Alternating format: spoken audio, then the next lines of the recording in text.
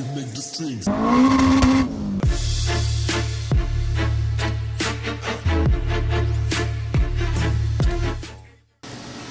What's up, guys? We are back at the shop today, and this is part 12 of the Lambo Killer Turbo Honda Civic build. So in the last video, you guys seen us hanging out on the dyno and fighting some boost issues with this thing. So it did end up making about 450 horse.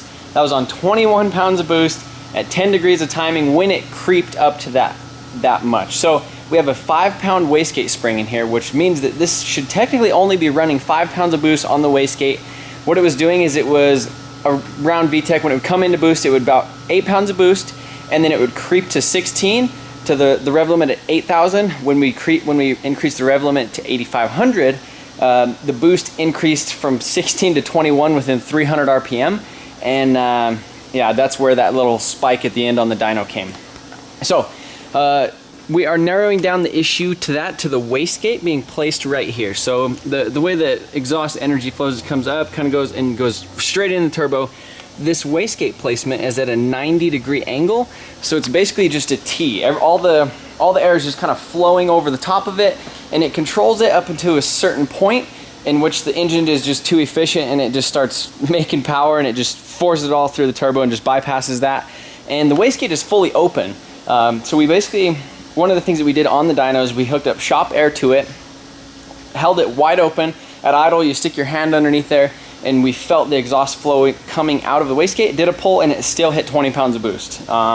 So crazy. These Honda engines are super efficient and makes tons of power on really low boost, and this one just kept wanting to keep making power. So the goal for today is I have this little flange right here. So I'm gonna go ahead and take the wastegate off of that, and I'm actually going to cut a hole in the turbine housing right here and basically weld it right there. So all of that exhaust energy and flow is pretty much kind of bottlenecks right here and gets really pressurized in that area, and that's where we'll just let it escape because it'll be coming in that direction. So it won't be a T, it won't be 90'd off fit. I could probably add another gate to the top up here, but then I have to buy another wastegate, do all that other stuff. I gotta wait a couple days for it to come in, and I want to get this thing freaking sorted out, and then we could actually start putting some timing to the engine, and at 20 pounds of boost with increased timing, let's say 16, 18 degrees of timing, this thing should be well over 500 horsepower on the stock engine. So set as goals for today. We're going to try to control the boost and see where that goes. For those of you guys who are not familiar with a whole lot of like turbo stuff, like the wastegate and the blow off valve, I'll explain that too. All right, so quick explanation of the wastegate. So exhaust gases go into the turbine housing and spool the turbo, basically just spins everything, goes through the little fan blades, and then goes out the back. And so how you control boost is you put a wastegate in front of that, so it basically bleeds off exhaust gas. So what happens is it has a spring in there with a diaphragm, and so let's say you put a 7-pound spring in there, you hook this up to your boost reference, your intake manifold. So as soon as it sees 7 pounds, it opens that valve and lets exhaust pass. And so it basically maintains a solid boost pressure is what it's supposed to do, and that's what it's not doing. So wastegate bleeds off there, and then the blow off valve is on the compressor side, basically going to your intake manifold. And what happens is when you close the throttle, let off, all of the boost doesn't have anywhere to go because of the throttle blade is completely closed. The turbo's still spooling, or it's still spinning, producing a lot of air. So when you close the throttle body, there's no place for it to go. So that's why when you let off the throttle, that's why you have all that like, you know, like blow off valve, and that's basically letting the boost escape. And one of the issues that could happen if you don't have one of those, if you don't have like an anti-surge housing, this will actually maybe not really spin the turbo backwards, but it'll like shock the turbo, kind of is what we've been told. So gonna go ahead and pull off the wastegate and start mocking some stuff up and see where we get this thing sitting.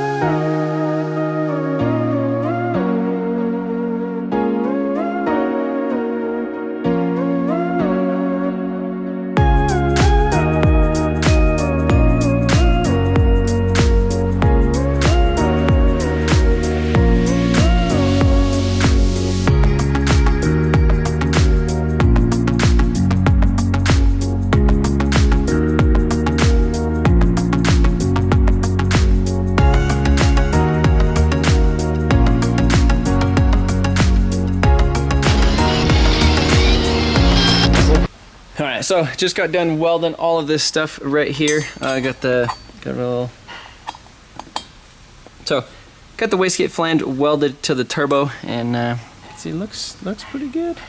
So this is a little puck right here. This is basically a block off plate that is going to go in place of the stock wastegate hole. So instead of having to like cut this off and re-weld it or something, basically I just take this little plate, stick that on right there, and then clamp it with this little V-band thing, and then we won't have to do anything with that.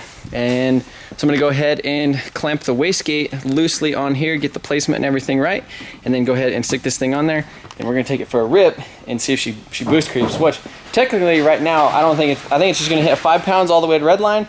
We'll have to plumb in the wastegate, play with some duty cycle settings and stuff on there, and then we should be ripping.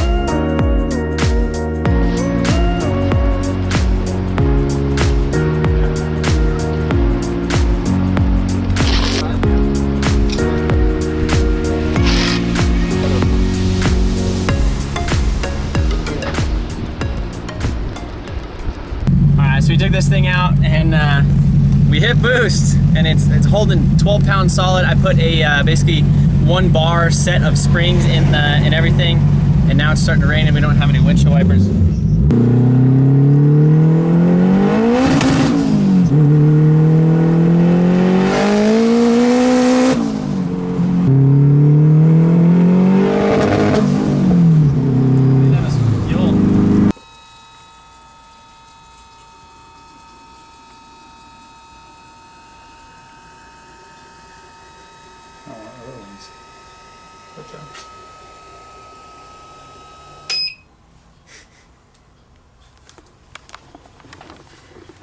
Yeah, I wonder just I'm gonna let the foam catch up. Yeah.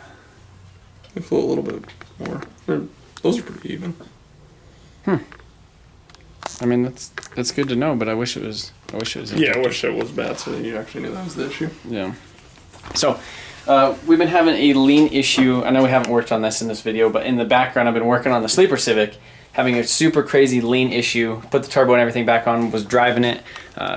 Checked the fuel pump, checked the fuel filter, checked all that other stuff. So now we have these are the Ditchworks 1200 injectors, and we came over to James's garage. So if you guys aren't familiar, build, tune, race. In the last video, I came here and we flowed the injectors. What did we float the injectors on? On my car. Yeah, on the all-wheel drive. On the all-wheel drive ones, yeah, the 2200s, and because we were thinking that maybe it went like that, I fried the injectors or did something like that, but they turned out to be good. Same thing with these ones; these seem like they're fine. But the car is just running super lean. And it was funny, I forgot to mention that we were at James's house last video and had people in the comments saying, hey, is that guy with the Build Tune Race channel with the crazy Skylark? And yep. So you got... Yeah, we're always playing with something. Injector machine comes in pretty handy when we... I mean, I think I've probably... How many sets of injectors have I done? Yeah, no, you've been over here with a few. And a lot of it's not even that you were wanting them cleaned or anything. It's just verifying that it's not an issue, which is... That's really the only way you can do it. Yeah. You have no other way to know if injectors are good or bad until you can check them. Actually get over here and see. And I told him, I was like, well, I should almost buy one of these, but at the same time, like, you're not too far away from me. It makes it pretty easy. But we need to start trading something. I got a tire machine. Yeah. So if you need some tires mounted, if you need a set of tires mounted, I'm the guy. So come on over, we'll get them mounted. But yeah, I definitely appreciate James. He's always helping out with this type of stuff. So go check. He's got a crazy Camaro, and his dad's Skylark is just nuts. If you guys have seen like the 1320 stuff, yeah, everybody's been all over it. Yeah, you guys have got a lot of coverage on there. And so how much power does that thing make? Like 13? I just off of kind of calculations, probably 13, 14. I bet the 200 pass, it was 14. Yeah. So that thing's an animal. 30 pounds of boost on a 427 with twin 76s. So yeah, that's a big dog. It's pretty nasty. It's been fun. We're gonna go do some of that roll race stuff at the DEF CON dinner. Oh yeah, that'll be sweet. See what? Yeah, I was thinking about taking the Civic to that too. Yeah. So yeah, we were actually driving the Civic over here today and hitting boost in it for the first time. So the wastegate actually is just 12 pounds of boost, just holds it super solid. we were gonna come over here, and I was gonna drive it over here and show it to you, and then it started raining, so I turned around and check it out. So I'm sure it's pretty fun. Yeah. Well, we're gonna go. I guess go disappointedly stick these back in, and because this isn't our issue, but it's nice to know because that's the main thing. Yeah, even if you had one that was completely terrible, then could send the air fuel all weird. Yeah. Anyhow. But So, yeah, we'll talk about that when we get back to the shop.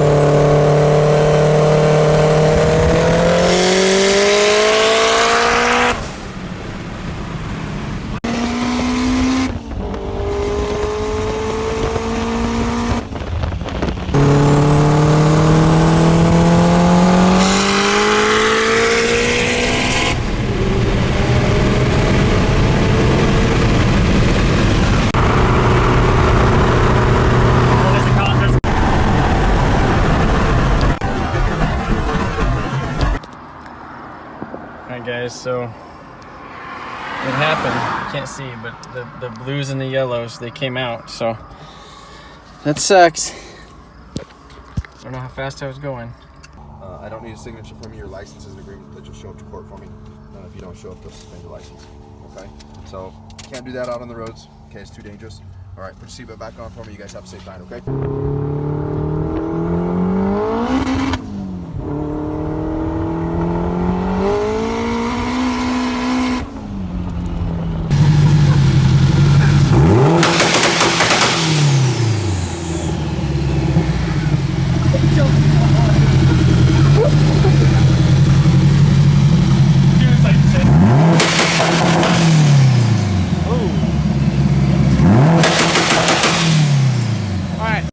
Alright guys, so back at the shop, officer asked me to step out of the car. If it was a little bit confusing, we were cruising, minding our own business, and then all of a sudden we got pulled over and I have a court summons. So he asked me to step out of the car, and we talked about it for a few minutes. He said he couldn't cut me too much of a break, so we have a court summons to go to court basically, and then they'll decide what there. So I'm probably gonna have to get me a lawyer because the things that we weren't doing were probably serious.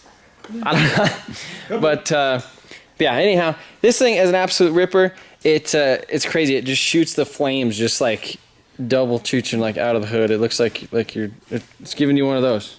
Is that? It's fucking It's giving you either the rock on or the hang loose. I don't know. It's more the hang loose, I think, because it's going out. Depends on what you're listening to, I guess. Yeah, I guess. But it is really cool seeing two flames shoot out of this thing. And then when we got back, I kind of played with the launch control a little bit, just kind of see what kind of flames and stuff I could get out of here. So that was about 8 pounds boost. It was popping and banging. When I do go to the track, I will change it up so it's not so aggressive and like popping. It'll be like, and then just kind of build the boost and hold it. And there should be like some steady flames coming out of here. But we do have it, we put about 1 bar of springs in here, and it was holding about 12 pounds, which is about 1 bar in Colorado, or that's what atmospheric is here. So holding 12 pounds, just perfect. On the dyno, when it was making the 400-ish horse, it was about 16 pounds of boost. And then he ended up dialing the timing way back just because the boost kept running away from us to keep the engine safe. So there's like 10 degrees of timing in this thing, which really isn't anything at all. That's like super, super safe. So now that we actually have control over the boost, we're gonna go back, actually hook up the boost controller, kind of scale in the boost, and we should be able to run 20, 21 pounds on this thing, and it should make a little over 500 horse at that much, maybe 550.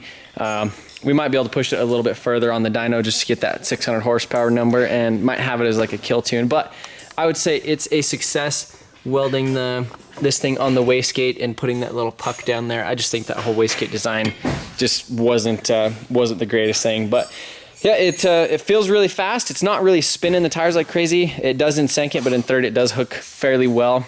We do not have the all-wheel drive stuff hooked up on it. A lot of people have been asking about it and wondering why. And basically just because we got as soon as we go to the dyno, we would have to take it off anyhow because they only have the 2-wheel drive dyno working. And literally the only thing I have to do when we get back is stick these little braces up there, or these little weld mount tabs, and just weld it straight into the car, and then we'll have all the drive working. So, I mean, the axles and everything are all hooked up. It's got oil in it. Dave's looking at catch can placement right now. I'm gonna weld me a catch can setup in here as well, probably before we go to the dyno. So yeah, I need to talk to Brent and see what kind of scheduling he has and kind of see the time that we have. But I mean, this thing feels, like I said, just freaking amazing on the street. Lots of fun, and I don't know. I think that's gonna be about it for this video, guys. Thank you guys for watching. It's definitely a bummer that I got pulled over, but I mean, I think we both have court summons. Bummer. Oh, Ty got pulled over in the Civic the other day. No, Supra. Oh yeah, Ty got pulled over in the Supra because he was driving it up to Grid Life. He was driving like a dick. He was driving like somebody. And then we got Harrison over here. He's this is a guy Lone Star Drift. He like has won Lone Star Drift the last like 5 years in a row. Hasn't it? I won it 1 year. Okay, but he's an amazing driver in Lone Star Drift. He has a LS1 RX-7 or LS something RX-7. And he came up here for Grid Life, so he's hanging out with us for tonight. So he was in the back seat. He witnessed all that. So I'm gonna steal some of the clips off your phone. Sounds good. Because he was filming some of the stuff.